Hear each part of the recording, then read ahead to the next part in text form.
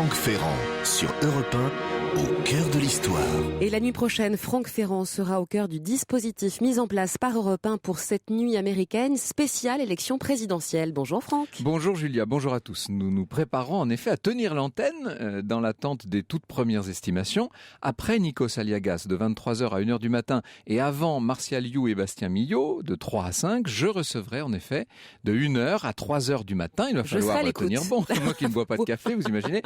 Je recevrai quelques-uns des meilleurs spécialistes de l'histoire politique américaine, dont Nicole Bacharan et André Caspi. Avec eux, nous évoquerons plus de 2 siècles de candidatures, de conventions, de débats, d'élections, de conflits politiques, avec quelques coups de projecteur, notamment sur le duel Nixon-Kennedy avec George Ayash, sur la transition Carter-Reagan et sur les mandats de Bill Clinton, de George W. Bush et de Barack Obama, bien entendu. Mais en attendant sur Europe 1, c'est d'un tout autre sujet que vous avez choisi de nous parler aujourd'hui. En effet, Julia, l'ouragan Sandy s'est invité dans cette élection présidentielle américaine et du coup, on a eu tendance à oublier un peu les autres pays touchés, à commencer par Haïti, où 1 bon million de personnes, à l'heure où je vous parle, est menacé de famine. Cela m'a incité à explorer de nouveau le passé mouvementé d'Haïti, en mettant plus spécialement l'accent aujourd'hui sur la révolte historique des esclaves de Saint-Domingue.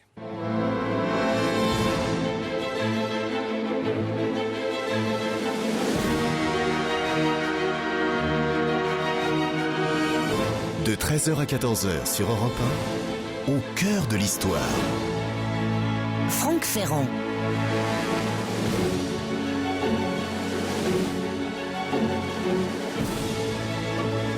À cette époque, on ne disait pas Haïti mais Saint-Domingue. Cette grande île de la Caraïbe, de la taille de l'Irlande à peu près, n'avait pas encore été séparée en 2 États. À cette époque, c'est-à-dire à la fin du XVIIIe siècle, Saint-Domingue était une colonie française extrêmement prospère, malgré ses reliefs accidentés. Il faut savoir que les montagnes au centre culminent à bien plus de 3000 mètres. Et malgré sa végétation très luxuriante, épanouie en forêts épaisses, cette île offrait des terres bonnes à cultiver, idéales pour le coton et la canne à sucre. Terres agricoles donc, où s'échinait toute une population d'esclaves noirs importés d'Afrique, sous le contrôle d'une population blanche stratifiée. Alors au sommet, vous aviez quelques grands blancs, les colons, et puis beaucoup de petits blancs qui vivotaient aux côtés d'une population d'esclaves affranchis et de noirs libres. À cette époque, entendez au tournant de 1790, Saint-Domingue s'apprête à faire sa révolution. Il faut dire que la France ne lui a guère laissé le choix. La métropole a enfermé l'île dans le système bien verrouillé d'un pacte colonial qui interdit purement et simplement aux Dominicains de commercer avec qui que ce soit d'autre. Ce que les Français ne veulent ou ne peuvent pas acheter ne peut être écoulé ailleurs, ce qui évidemment pèse sur les prix et entrave le développement. La masse du trafic maritime est énorme au demeurant. On a un peu oublié ça, mais dites-vous que l'île alimente 1 métropolitain sur 4 en masse. On comprend que les tenants du système sur place, à savoir les grands colons blancs, se soient lassés du pacte colonial. Ils énoncent depuis longtemps des revendications de plus en plus audacieuses, et d'autant plus audacieuses qu'à Paris, le climat est insurrectionnel. Ils ont d'abord été soutenus dans leurs revendications par les anciens esclaves affranchis, dont certains ont fait fortune, notamment dans les plantations de café. Quand je dis que ces affranchis soutiennent les grands blancs, ça n'a rien de réciproque. Ces derniers se montrent parfaitement intraitables avec les gens de couleur, comme on les appelle, même nouveaux riches. Ils refusent de se mêler à eux sous aucun prétexte, d'où les tensions qu'on peut imaginer et bientôt des conflits qui vont voir les affranchis se dresser contre les colons et bien sûr aussi contre les négociants de métropole. Pour le reste de la population, pour les esclaves, considérés en droit comme des animaux ou même des machines, il ne faudrait pas croire qu'ils se soient résignés à leur sort. Simplement, leur combat encore souterrain, leur émancipation, ils ne l'envisagent qu'à travers la religion ou ce qui leur en tient lieu, le vaudou. Alors qu'est-ce que c'est que le vaudou ? On va en parler dans un instant. Disons que c'est une sorte de grand élan syncrétique où entre sous une teinture de catholicisme beaucoup d'animisme importé d'Afrique et toutes sortes de croyances locales agglomérées. Alors attention, il ne faudrait pas ranger trop vite le vaudou au rang des sous-cultures ou sous-religions. Il y a en fait dans cette sorte de religion unificatrice un succès d'années de tradition et d'enracinement qui exalte dans la masse de moins en moins contrôlable des esclaves iliens une soif de justice, une haine de l'asservissement une volonté de vaincre incommensurable et qui bientôt aura les plus grands effets. De plus en plus d'esclaves désertent selon les colons ou se sauvent de leur point de vue, disons qu'ils s'échappent en tout cas des plantations et des domaines pour se révolter un à un contre la servitude. Ces fugitifs auxquels on fait subir lorsqu'ils sont repris des supplices affreux, ces anciens esclaves réfugiés dans les forêts ou les montagnes s'appellent depuis le milieu du siècle des marrons, d'où le nom de marronnage qu'a finalement pris leur mouvement. On entrevoit quel effet va produire sur une telle société aussi contrainte, divisée, en ébullition, quel effet va produire le ferment révolutionnaire de 1789. Tour à tour, les nouvelles lointaines de la prise de la Bastille, de l'abolition des privilèges et surtout de la déclaration des droits de l'homme vont jouer sur le chaudron haïtien comme l'huile sur le feu. Les vieilles tensions s'exacerbent. Elles vont bientôt déboucher sur une autre révolution, tropicale, brutale et d'une certaine façon exemplaire. L'histoire sur Europe 1, c'est avec Franck Ferrand. Et avec Franck, vos deux invités aujourd'hui sur Europe 1, Frédéric Régent est historien, maître de conférences en histoire à l'université Paris-Panthéon-Sorbonne et auteur notamment de La France et ses esclaves, de la colonisation à l'abolition chez Grasset. Également avec nous Jacques Salès, qui est avocat au barreau de Paris et auteur de Haïti, naissance tragique, 1779-1803 aux éditions France Empire. Bonjour messieurs, merci d'être avec nous. Vous avez écrit chacun dans votre registre des ouvrages passionnants. Et lorsqu'on parle de la France et de ses esclaves, évidemment, le titre peut paraître un peu provocateur, mais on désigne une réalité. Et les esclaves qui se trouvaient en Haïti dans cette fin de XVIIIe siècle présentaient une particularité, il faut le dire tout de suite, Frédéric Régent. Oui, donc la France comptait environ 800 000 esclaves à la veille de la Révolution française en 1789. Et à Haïti, il y en avait environ un demi-million. Pour vous donner un ordre d'idée, il y avait 28 millions d'habitants dans le Royaume de France à cette époque-là. Et c'est une population qui est considérable. D'ailleurs, à ce moment historique précis, la France est la puissance européenne qui concentre le plus d'esclaves dans ses colonies. Et les esclaves de Saint-Domingue, puisque c'est ainsi qu'on appelle l'ensemble de l'île à l'époque, de cette colonie française si prospère, ces esclaves sont d'origine africaine. Ils viennent du centre de l'Afrique pour la plupart, et depuis peu de temps, il faut bien préciser ça. Voilà, c'est-à-dire environ 70% des esclaves de Saint-Domingue sont là seulement depuis 15 ans lorsqu'éclate la Révolution française. Donc nés en Afrique, pas complètement ce que l'on appelle créolisés, c'est-à-dire que les esclaves qui sont nés sur place. Si on prend comme exemple la Guadeloupe ou la Martinique, là la population est créolisée à 70%. Et donc c'est la grande différence qui est certainement un des facteurs explicatifs de l'embrasement de la population des esclaves pendant la Révolution à Saint-Domingue. Alors il n'y a pas que des esclaves à Haïti, c'est bien toute la complexité et ce qu'il y a de si passionnant dans cette société dominicaine de la fin du XVIIIe siècle, c'est qu'il y a bien entendu quelques colons blancs qui possèdent ce qu'on appelle les habitations, les grands domaines. Il y a une population blanche qui, elle, sert, comment peut-on dire, c'est l'administration, c'est le petit commerce, enfin c'est le tissu de la société. Jacques Salès. Oui, donc les petits blancs travaillent comme artisans, comme boutiquiers, colporteurs. Ils travaillent comme sur les habitations comme ce qu'on appelait les économes, comme chirurgiens. Les chirurgiens n'étaient que des gens qui avaient de vagues connaissances en médecine, comme administrateurs. Et puis, donc ils se retrouvent à la fois dans les bourgs, dans les campagnes et dans les villes, et ils forment le gros des troupes blanches, si je puis dire. Sur les 30 000 blancs que devait compter la colonie en 1789, il y en avait peut-être quelques milliers de grands blancs qui vivaient sur leurs plantations. Et 10 ou 12 fois plus des petits blancs, finalement. Exactement. Alors ça, on a envie de dire jusqu'ici, c'est une situation relativement classique pour l'époque, mais ce qui est très extraordinaire, c'est qu'entre les deux se développe, entre ces deux sociétés, entre ces deux groupes sociaux, si l'on peut dire, se développe un troisième groupe qui est celui des anciens esclaves, des affranchis, les gens de couleur. L'apparition de ces affranchis est due à ce qu'on appelait à l'époque le libertinage des colons blancs avec leurs esclaves noirs. Donc des métis sont nés, on les appelle des mulâtres à Saint-Domingue. Et très souvent, le père de ces enfants décide de les affranchir, de leur donner la liberté, et très souvent également affranchit la mère de ses enfants. Et en 1789, la colonie comptait quelques 40 000 affranchis, en très grande majorité des sans-mêlés, donc des mulâtres. Et ces mulâtres étaient régis par le Code noir, mais par des dispositions particulières du Code noir, et notamment un édit de Louis XIV, 1685, qui prévoyait que les affranchis de l'esclavage bénéficieraient d'une égalité de droit en matière tant civile que politique. Égalité civile et politique qui ne leur a pas été reconnue sur place. D'où les premières revendications et tensions. Alors nous allons voir justement comment chacun de ces différents groupes sociaux va vivre le cataclysme révolutionnaire. On apprend de métropole des nouvelles intéressantes et qui bien sûr auront sur place d'énormes conséquences.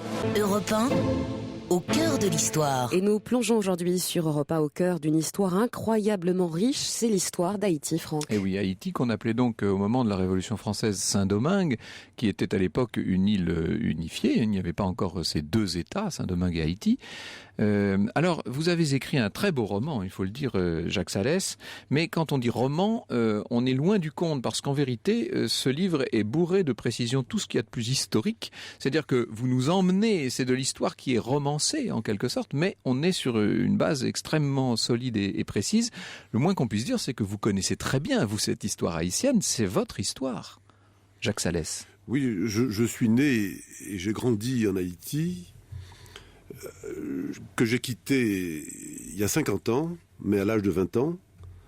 J'y ai de la famille. C'est dans cette terre que reposent mes parents et mes ancêtres. Donc j'y ai beaucoup d'amis. Je suis très attaché, bien évidemment, à Haïti, même si j'ai fait ma vie en France. Vous avez des nouvelles sur ce qui se passe en ce moment et sur la grande détresse d'une partie de la population à la suite du passage de l'ouragan ? Pour la première fois, je crois, en termes de nombre de morts. Oui. Il y a eu moins de morts dans cette île qu'il n'y en a eu dans l'Amérique du Nord, absolument, riche et puissante. Mais j'ai entendu dire que la quasi-totalité des récoltes avaient été emportées ou détruites par l'ouragan, et que on pouvait s'attendre à ce que les gens meurent de faim si une aide puissante et massive et rapide n'était pas apportée par la communauté internationale. Vous, Frédéric Régent, vous avez des liens actuels avec Haïti ? Oui, alors mes liens actuels avec Haïti, c'est que je fais partie d'une organisation qui s'appelle Bibliothèques sans frontières et qui fonde la reconstruction d'Haïti, bien entendu l'aide humanitaire d'urgence, mais pense aussi que la culture est au cœur du développement et notamment la création de bibliothèques, donc comme une bibliothèque interuniversitaire. Il faut savoir qu'Haïti, c'est phénoménal, il y a plus d'universités qu'en France, il y en a 190. Donc, alors, des fois des micro-universités qui ressemblent plus à un collège. Et donc, voilà, l'effort de bibliothèque publique, bibliobus. Donc, voilà, c'est dans ce domaine-là auquel j'essaye de mettre ma petite contribution pour l'aide à ce grand pays, à cette grande nation qu'est Haïti. Alors revenons, si vous le voulez, un peu plus de 2 siècles en arrière. Au moment où ont lieu en France un certain nombre de grandes réformes et même révolutions, on est en 1789 et notamment la Déclaration des droits de l'homme et du citoyen qui est signée par Louis XVI au début du mois d'octobre 89. Évidemment, on est très attentif à Saint-Domingue, à ce qui se passe. Et ce qui est intéressant, c'est de savoir comment va réagir justement cette sorte de population intermédiaire, si je puis dire, qui est composée de ces esclaves affranchis. Comment réagissent-ils à ces idées nouvelles d'égalité, de fraternité qui arrivent de l'autre côté de l'Atlantique ?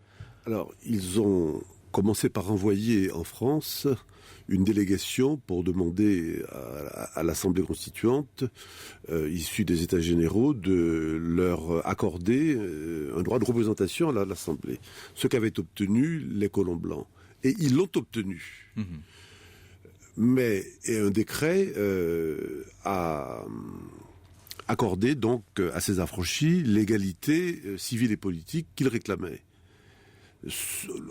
Sur place, en revanche, profitant de la mauvaise rédaction de ce décret, tant l'administration que les colons ont estimé que ce décret n'était pas applicable. On refusait de l'appliquer, d'où de nouvelles tensions qui vont précéder le soulèvement des affranchis contre l'administration française de l'île. Frédéric Régent, quelle est l'attitude aussi de ce qu'on appelle les petits blancs sur place ? On imagine que les colons, eux, ne sont pas favorables du tout à tout ce genre de réforme. Oui, alors il y a une hostilité de la part des petits blancs parce que ils avaient encore la supériorité par rapport à ces libres de couleur dont certains ont une grande richesse, d'être au moins supérieurs en droit, en statut, oui, voilà, en statut, et donc ils voient d'un très mauvais œil l'obtention de ces droits politiques, et donc il y a des conflits qui sont très violents, des lynchages de libres de couleur qui vont se passer, donc notamment à Port-au-Prince, mais aussi en Martinique, à Saint-Pierre, et donc des conflits très violents vont naître donc entre petits blancs et libres de couleur. Nous l'avons bien compris, c'est encore le calme relatif, très vite ce sera la tempête. Au cœur de l'histoire sur Europe 1, le récit de Franck Ferrand. Avec un récit qui revient maintenant sur Europe 1 sur la révolte des esclaves de Saint-Domingue, Franck. Nous allons faire un petit saut dans le temps de quelques mois, quitte à revenir sur tous les prémices de cette révolte des esclaves de Saint-Domingue. Le 30 août 1791, les gens de couleur, c'est-à-dire les esclaves affranchis de Saint-Domingue, franchissent le pas, ils optent pour la force contre les Blancs et recrutent une armée de Noirs. Il faut savoir que ces deux populations, vous l'avez bien compris, sont assez peu nombreuses et très vite, les deux camps vont avoir tendance évidemment à recruter parmi les esclaves. Le 25 février précédent, Vincent Auger, qui rentrait de Paris, et son ami Jean-Baptiste Chavannes, qui avait refusé l'un et l'autre la révolte et opté, bien que Jean-Baptiste Chavannes lui était beaucoup plus favorable, et opté pour des solutions politiques, avaient été soumis par les Blancs au supplice de la roue. Puis on avait appris la nouvelle venue de métropole grâce à l'abbé Grégoire. Par un décret de l'Assemblée en date du 15 mai, la citoyenneté était accordée par la France aux gens de couleur, mais pas à tous, seulement à ceux nés de pères et de mères libres, de quoi désespérer les plus conciliants. De toute façon, l'heure n'est plus aux négociations, mais à la révolte pure et simple. Révolte naguère prônée par Chavannes lui-même. Le 14 août 1791, sur un domaine situé près du Cap, l'habitation Le Normand de Mézy, a lieu en secret une assemblée d'esclaves. C'est l'épisode devenu célèbre de l'impressionnante cérémonie vaudou du bois caïman aux Mornes Rouges. L'officiant, le prêtre vaudou, on appelle ça le Ougan, c'est le terme consacré. C'est comme ça qu'on dit. L'officiant, c'est Boukman-Douti. C'est lui qui déclenche l'offensive. C'est lui qui se trouve à l'origine d'une déflagration qui va secouer Saint-Domingue, retentir dans les Caraïbes et aux colonies voisines, résonner dans un grand fracas jusqu'en Europe où la nouvelle en parviendra, certes avec retard, mais non sans écho. Je cite le beau récit qu'en fait Jacques Salès. Une prêtresse avait plongé un couteau dans les entrailles d'un cochon noir. La victime avait bondi, le sang avait ruisselé et les conjurés en avaient bu avidement. À genoux, Boukman avait prêté le serment de diriger l'insurrection, serment ordonné par la prêtresse. Les autres conjurés avaient juré après lui, dans la même attitude, de le suivre et d'obéir à ses volontés. Le 22 août, à 10h du soir, Boukman s'était mis à la tête de l'atelier de l'habitation Turpin, avait entraîné ceux des habitations Flaville et Clément et s'était dirigé sur l'habitation Noé. Là, le feu avait été mis aux cases et en un instant, tout le quartier de Lacoule et celui de Limbé avaient été embrasés. Des tourbillons de flammes s'élançaient dans le ciel, donnant le signal de l'insurrection générale sous la conduite de Boukman. Tous les esclaves s'étaient soulevés, armés de torches, de haches, de bâtons, de couteaux, de machettes. Toute la plaine du Nord était à feu et à sang. Dans les campagnes, les Blancs tombaient dans un fleuve de sang. Plus de 1000 citoyens étaient égorgés, éventrés, décapités au coupe-coupe ou à la hache, plongés dans du sucre bouillant ou jetés vifs sur des bûchers. Hommes, femmes, enfants, la vengeance ne connaissait pas de limite. Et ceux qui avaient échappé au massacre étaient venus au Cap augmenter les froids qui y régnaient déjà. En 4 jours, le tiers de la plaine du Nord n'était qu'un monceau de cendres et les quartiers du Limbé et de Lacoule étaient ravagés. Nouvelle inouïe, les Blancs sont en déroute.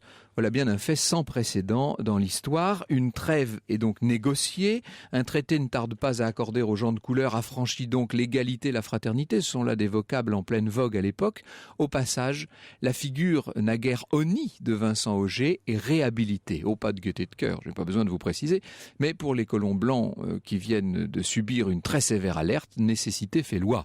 Évidemment, à l'extérieur de l'île, la nouvelle à peine croyable de cette insurrection victorieuse des esclaves d'une colonie que la France n'est pas en mesure de tenir, cette nouvelle n'est pas passée inaperçue dans les 2 puissances coloniales concurrentes de la France dans la région, l'Angleterre et l'Espagne. Vous imaginez qu'on fait la fête, si je puis dire.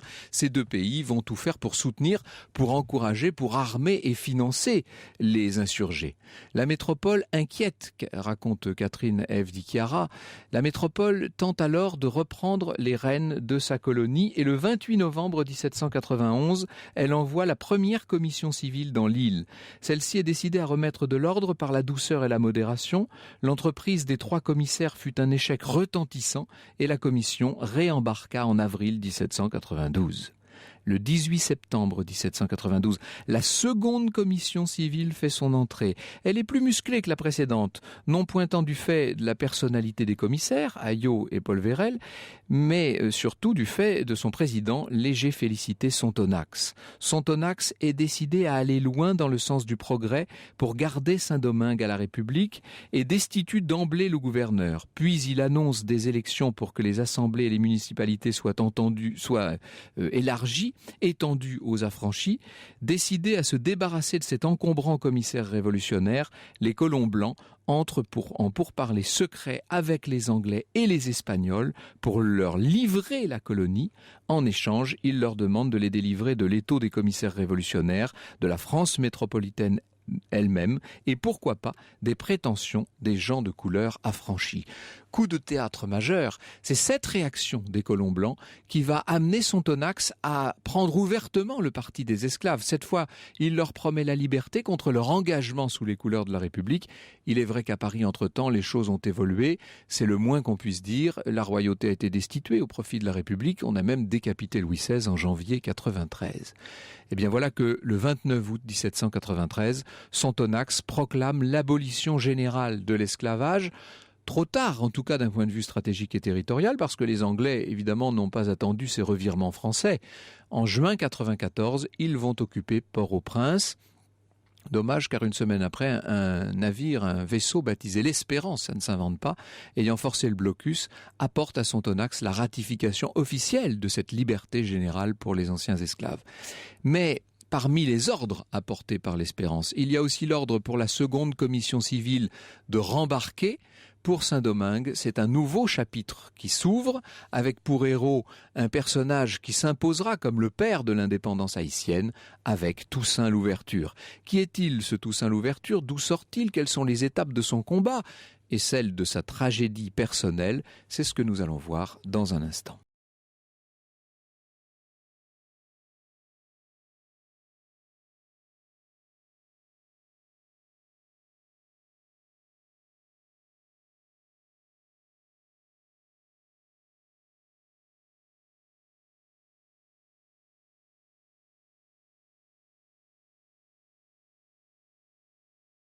Africa, extrait de la bande originale du film Amistad, un film de Steven Spielberg. À tout de suite sur Europe 1 avec Franck et ses invités.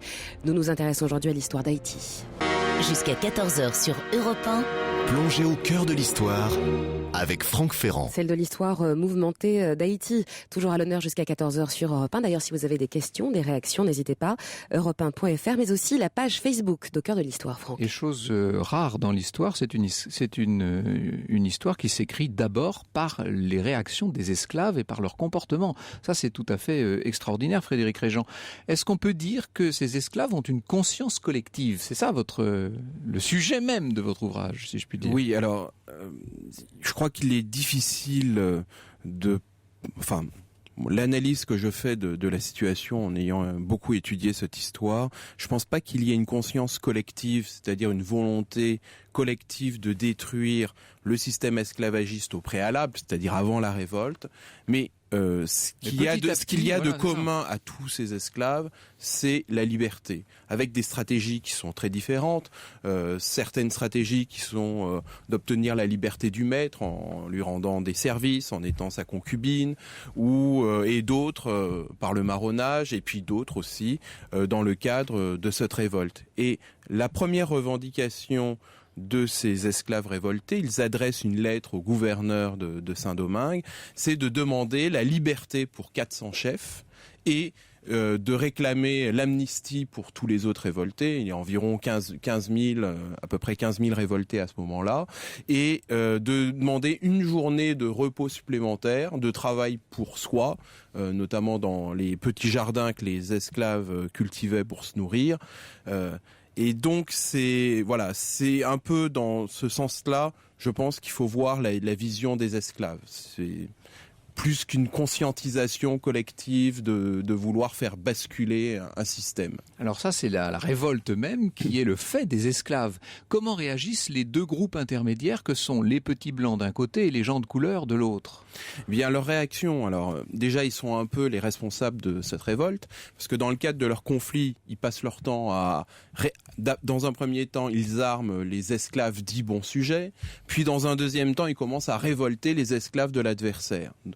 Et voyant cet embrasement qu'ils n'arrivent plus du tout à contrôler, ils vont, les deux catégories de propriétaires d'esclaves que sont les blancs et les libres de couleur, ils vont se mettre d'accord, ils vont signer des concordats, mais la révolte est déjà partie. Et donc, ils ne peuvent plus la contrôler malgré les accords qu'ils signent ensemble. On aurait pu penser que justement, ces libres de couleur seraient le creuset même de la classe politique qui allait arriver au pouvoir une fois le pays indépendant. On n'y est pas encore tout à fait, évidemment, Jacques Salès. Et c'est pas ce qui s'est passé, en vérité. C'est probablement... En tout cas, pas directement ce qui s'est passé. Oui. C'est probablement ce qui aurait dû se passer... Mais les commissaires civils, et notamment Sontonax... Donc les envoyés de la Révolution... Les envoyés de la Révolution, dont Sontonax, dont vous avez parlé, qui était un radical et qui disait « périssent les colonies plutôt que les principes », estimait qu'il fallait la liberté et estimait que le plus grand nombre devait diriger. Donc les esclaves, la masse des esclaves n'était probablement pas, à l'époque, qualifiée, entre guillemets, pour diriger le pays, mais Sontonax a dit aux leaders des esclaves que tant qu'ils verraient des mulâtres ou des affranchis parmi eux, ils auraient à craindre pour leur avenir eux-mêmes. Donc Sontonax, après avoir assuré la promotion de la classe des affranchis pour maîtriser les Blancs, a opposé les Noirs aux affranchis mulâtres, et ça a été à ce moment-là la déflagration totale. D'un côté, les petits blancs révolutionnaires se battant contre, c'était avant la mort de Louis XIII, Louis XVI, pardon. Les petits blancs se battant contre les gouverneurs et l'aristocratie locale. Faisant leur révolution de leur côté. Faisant leur révolution de leur côté, mais révolution qui était visible et que tout le monde pouvait voir et entendre. Le combat des affranchis contre les Blancs, et voilà. Et avec l'aide de Noirs, puis le combat des affranchis contre les Noirs, la révolution, la révolte, l'insurrection générale des Noirs, et puis arrivent les Anglais et les Espagnols, et puis c'est l'ouverture. Alors, ce Toussaint Louverture, c'est évidemment la figure la plus célèbre de tous les acteurs dont nous parlons aujourd'hui. Qui est-il et d'où vient-il, ce Toussaint Louverture? Comment est-ce qu'on peut le situer? C'est un peu complexe, du reste. Hein. Bon, Toussaint Louverture n'a pas été l'un des chefs à l'origine, au départ de l'insurrection. Il a été, c'était un esclave qui a été affranchi une vingtaine d'années, je crois, avant 1980, avant l'insurrection générale. Mm-hmm. Et parce qu'il connaissait quelque peu les vertus de certaines herbes, il avait reçu le titre de médecin qu'on appelle aux Antilles le docteur Feuille. Il avait été appris à lire. On lui avait appris à lire. Son parrain lui avait appris à lire et à écrire. Et très tôt, alors qu'il n'était que l'un des seconds couteaux de Boukman et des autres, notamment Biassou et Jean-François, il s'est très vite, qui avait rejoint les Espagnols, il s'est très vite révélé un homme intelligent que les Espagnols ont promu et que, je vais très vite, les Français, voyant les victoires remportées par les Espagnols, menées par Toussaint Louverture contre la France, ont tout fait pour l'attirer parmi eux. Et c'est à ce moment-là que la France la nouvelle de ce que la France avait aboli l'esclavage dans toutes les îles françaises est parvenue à Saint-Domingue et Toussaint Louverture a rejoint la France. Il s'est rallié à la République. Là, on est en 1794, en fait. Hein. Mm. Et ça, alors, Frédéric Régent, à ce moment-là, on peut dire que Toussaint Louverture joue sur 2, pour pas dire même sur 3 tableaux. C'est une personnalité complexe. On peut pas dire que son jeu au départ soit très clair, honnêtement. Il suit une trajectoire que l'on voit assez souvent à la Révolution française, où on a vu des gens passer de montagnards à ensuite être partisans de l'Empire, enfin des gens qui sont passés donc un peu ce qu'on appelle les girouettes de la République. Et donc voilà, il suit une trajectoire que l'on voit beaucoup, très opportuniste.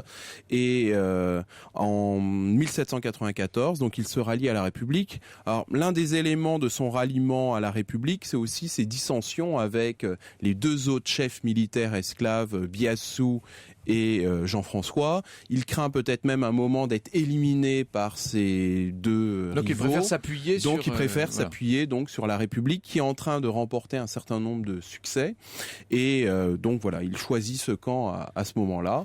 Et finalement, il prend le contrôle du nord de Saint-Domingue et il va vaincre le chef des mulâtres du sud, qui s'appelle Rigaud, qui lui dominait le sud, et en 1800 il devient maître de l'ensemble de l'île. Et alors là c'est assez extraordinaire parce qu'il devient une sorte de calife à la place du calife, mais il s'institue chef d'État. Oui, voilà, et on peut faire vraiment le parallèle entre lui et Napoléon Bonaparte à la même époque. Ce qu'il faut voir, c'est qu'à la même époque, entre 1796 et 1797, Napoléon Bonaparte a fait la conquête de l'Italie du Nord. Eh bien, Napoléon Bonaparte signe quasiment tout seul la paix avec les Autrichiens. Eh bien, lui, Toussaint Louverture, il va signer la paix tout seul avec les Anglais. Napoléon Bonaparte, en Italie, il va proposer une constitution pour la République qu'il crée en Italie du Nord. Eh bien, Toussaint Louverture, il va proposer une constitution pour Saint-Domingue. Sauf que ce petit Bonaparte d'Haïti ne va pas plaire du tout au grand Bonaparte de Paris. L'histoire sur Europe 1.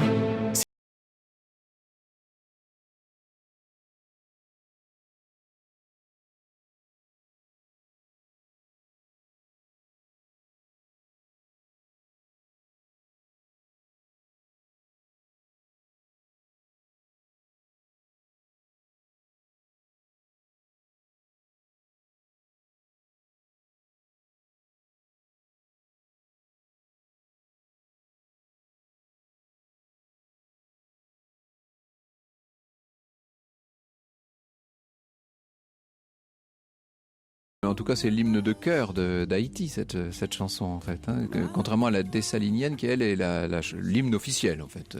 Voilà.